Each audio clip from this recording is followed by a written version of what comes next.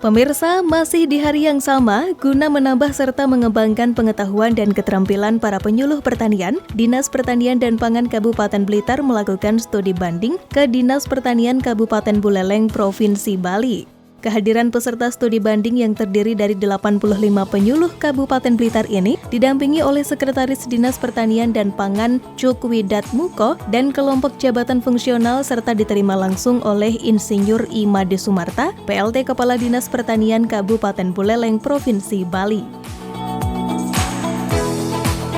Pada kesempatan ini, izinkan saya mengucapkan puji syukur Anggayu bagi kehadapan Tuhan Yang Maha Esa di Desa Yang Widiwase, karena pada siang hari ini kita dapat berkumpul bersama dalam rangka menerima kunjungan Bapak Ibu khususnya di Kabupaten Buleleng adalah merupakan suatu kebanggaan bagi kami. Kami mungkin merasa sangat berbahagia dan sangat bangga dikunjungi oleh teman-teman dari Kabupaten Blitar, dan sudah barang tentu mungkin nanti mari kita bersama-sama sharing bagaimana nanti kita bisa menerapkan ilmu yang ada di Kabupaten Buleleng, demikian juga untuk menerapkan di Kabupaten Bapak Ibu yang nanti akan diterapkan di masing-masing, tentunya di masing-masing wilayah binaan yang menjadi tentunya kegiatan ini adalah merupakan kegiatan yang sangat bermanfaat bagi kami, bagi Bapak Ibu di Kabupaten Blitar.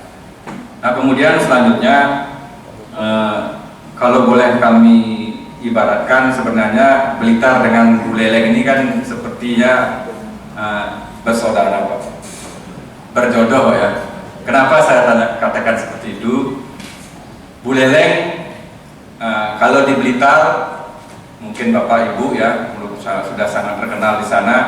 Mendiang Bapak Soekarno sama Ibunda, ada di sana makam beliau di sana bersama Ibunda. Mungkin Bapak Ibu sudah tahu sejarahnya Bapak Soekarno adalah ibundanya adalah dari Buleleng. Buleleng adalah merupakan daerah terluas di antara kabupaten yang ada di Bali. Potensi-potensi yang ada di Kabupaten Buleleng salah satunya adalah yang sangat paling berpotensi di sini adalah tanaman hortikulturnya, buah-buahan. Nah, salah satunya yang sudah menjadi ikon kita di Buleleng ini adalah mangga. Itu mangga aromanis. Itu sampai produknya itu sudah sampai di diekspor ke luar daerah. Salah satunya Probolinggo sudah memanfaatkan. Nah, selain anggur, potensi yang selain mangga yang menjadi buah lokal jenius kita adalah anggur Buleleng. Anggur Buleleng itu warnanya hitam rasanya agak manis-manis kayak nano-nano. Nah, itu produk unggulan kita di Buleleng. Nah, selain produksi hortikultura juga ada tanaman pangan, peternakan, dan salah satunya adalah sapi Bali yang bisa dikembangkan di Buleleng. Dalam paparannya, PLT Kepala Dinas Pertanian Kabupaten Buleleng menyampaikan bahwa Kabupaten Buleleng di tahun 2018 produktivitas padi surplus 4% lebih, dari 1.000 hektar produksi beras mencapai 40.000 ton lebih. Meski produksi beras masih surplus, namun pihak Dinas Pertanian Kabupaten Buleleng masih tetap memprioritaskan pemenuhan kebutuhan beras masyarakat Buleleng.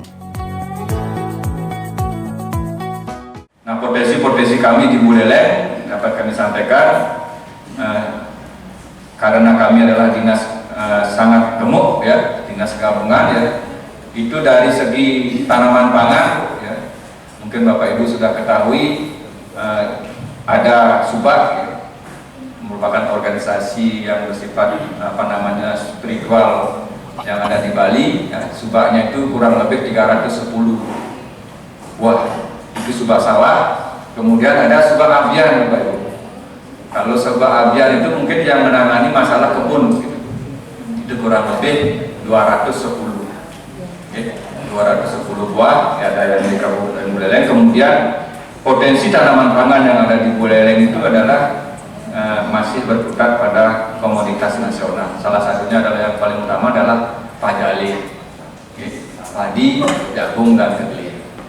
Nah, sampai saat ini kami masih surplus beras, tapi gabah yang ada di kami itu kebanyakan keluar daerah surplus, tetapi Bulog tidak punya stok beras karena gabah-gabah kami dengan kualitas bagus itu dijual keluar. Kenapa seperti itu? Mungkin di Blitar juga seperti itu Pak, kasusnya. Kalau padi Sungkare ya, kita Buleleng setiap tahun kita surplus dengan luas lahan yang 10.335 ya. Luas panen kita kurang lebih sekitar 22.000 hektar. Itu jumlah produksi sekitar kurang lebih 133.000 ton. Nah, surplus kita untuk sebagai 2018 ini sementara kita angka sementara sekitar 72.000 ton. Yang lain seperti tanaman hortikultura ya. Hortikultura yang ada di Buleleng, kami Buleleng adalah merupakan sentranya tanaman produk buah-buahan. Mulai dari durian, mungkin Bapak Ibu sudah tahu, kemudian manggis, kemudian ada buah buah naga, kemudian ada mangga ya, di tayangan ini. Nah, ini kami juga di Bali Bapak Ibu juga sampaikan dengan peraturan Bapak Gubernur baru kita ya, sudah membuat peraturan gubernur tentang pemanfaatan buah lokal. Bagaimana nanti bisa memanfaatkan buah-buah lokal yang ada di Bali ya, yang di Buleleng, karena sementara ini ketika musim berlimpah, mungkin kasusnya sama di Jawa Bu ya, harganya sangat murah. Nah, kemudian ketika tidak ada produk, mungkin Bapak Ibu sudah ketahui harganya akan melonjak. Nah, itu diantisipasi sekarang oleh Bapak Gubernur dengan membuat suatu peraturan gubernur. Itu peraturan gubernur nomor 99 tahun 2018. Bagaimana nanti melindungi produk-produk lokal ya, lokal jenius yang ada di Buleleng dan Bali itu untuk biar bisa nanti mempunyai nilai jual yang lebih tinggi. Nah, salah satunya nanti mungkin mewajibkan hotel-hotel, kemudian swalayan dan lain sebagainya untuk menampung dan membeli 20% daripada produk-produk lokal. Nah, itu kemudian kami juga sudah berencana, kemarin juga kami sudah melakukan audiensi Pak Sidis, Bapak Ibu ke Bappenas. Nah, mudah-mudahan disetujui dengan pihak Badan Atom Nasional, dan kami sudah melakukan MOU itu membuat program iradiator gamma. Mungkin masih bagi kami juga Bapak Ibu juga masih awam ya. Iradiasi gamma itu secara umum kami sampaikan untuk bagaimana nanti mengawetkan ya produk-produk pertanian, buah-buahan dan produk olahan itu untuk bisa lebih tahan. Kalau penyuluh kita kan sudah sesuai dengan wilayah binaan. Kita di sini idealnya sih satu penyuluh satu desa. Ya. Namun demikian terus terang ya, mungkin ini merupakan permasalahan nasional. Ya. Penyuluh-penyuluh kita mungkin karena ini polipalen istilahnya Pak.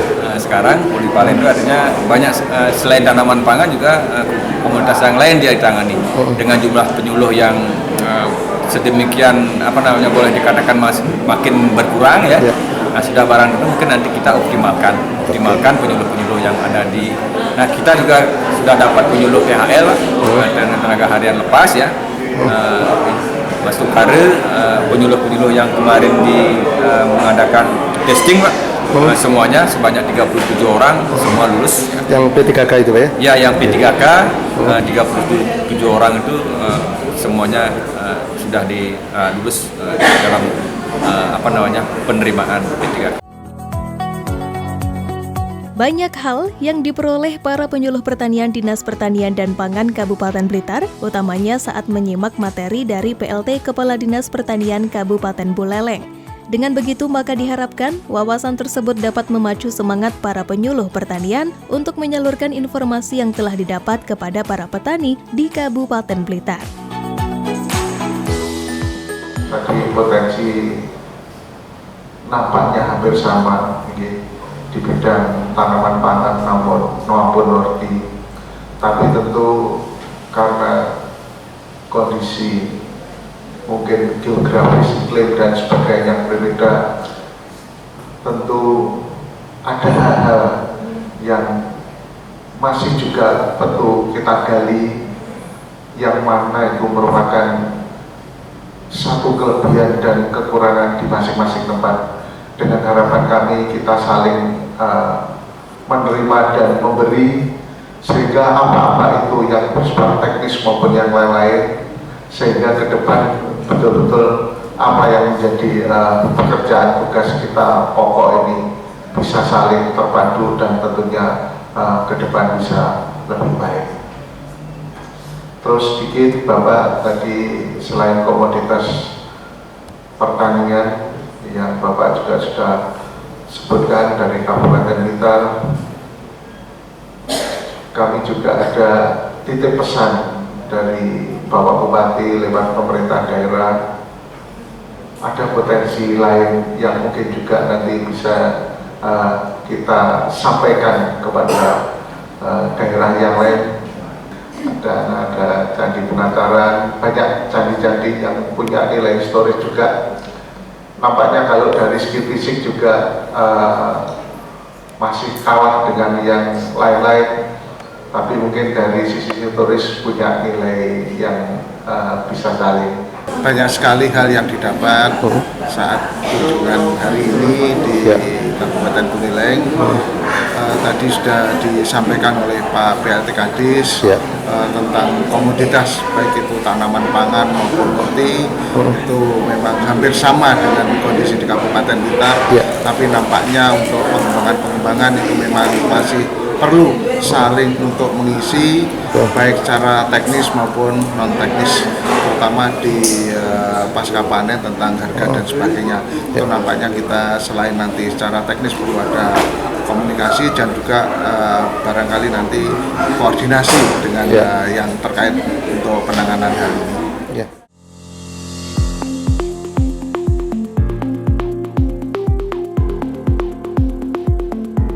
Di samping berbagi materi, pada kunjungan studi ini, Dinas Pertanian dan Pangan Kabupaten Blitar saling bertukar kenang-kenangan kepada Institut Pengembangan Sumber Daya Alam IPSA Kabupaten Buleleng.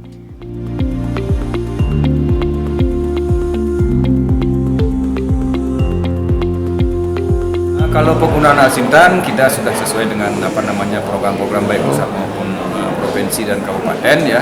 Salah satunya untuk mendukung program-program kegiatan yang salah satu tadi ada LTT Pak, luas tanah tanam ya. Program-program alsintan itu salah satunya adalah bantuan traktor, kemudian ada jaringan irigasi yang kita bantu kepada petani, kemudian alsintan untuk power tracer dan alsintan lain untuk mengurangi leasing daripada kehilangan hasil daripada gabah yang ada. Memang kita dari bidang SDM itu khususnya untuk peningkatan kompetensi, kapasitas dan sebagainya. Jadi model-model kegiatan seperti studi banding itu memang kita perlukan, nampaknya sama tapi sebenarnya tidak sama. Tapi memang semangatnya itu demi kebersamaan dan peningkatan kualitas dari hasil pertanian dan juga kualitas kinerja dari penyuluh itu sendiri.